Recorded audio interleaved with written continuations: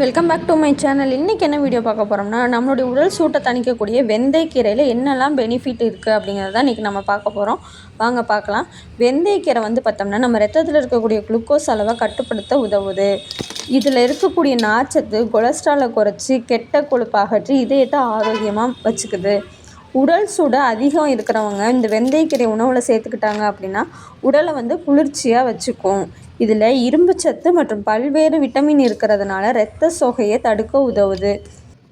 வயிற்று வலி, வாய்வு தொல்லையெல்லாம் தீர்றதுக்கு வெந்தயக்கீரை ஒரு சிறந்த நிவாரணியாக இருக்கும். நரம்பு தளர்ச்சி பிரச்சனையை சரி செய்கிறதுக்கு இது ஒரு சிறந்த இயற்கை மருந்தாக செயல்படுகிறது.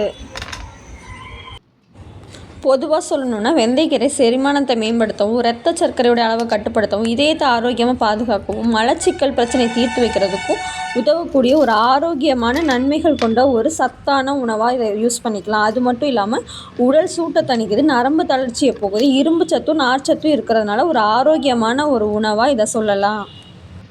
வெந்தயக்கீரை மற்ற கீரைகளை போல் நம்ம வணக்கி சாப்பிடும்போது அது ஒரு துவர்ப்புத்தன்மை இருக்கும். அதுக்காக பார்த்தோம்னா நம்ம வேக வச்சு அதில் தேன் கலந்து சாப்பிடும்போது கொஞ்சம் அந்த துவர்ப்பு குறையும். இந்த வீடியோ உங்களுக்கு ரொம்ப பயனுள்ளதாக இருந்தது அப்படின்னாக்கா லைக் பண்ணுங்கள், ஷேர் பண்ணுங்கள், மறக்காமல் நம்ம சேனலில் சப்ஸ்கிரைப் பண்ணி வச்சுக்கோங்க. பக்கத்தில் இருக்க பெல் ஐக்கானை அழுத்திக்கோங்க. பாய்.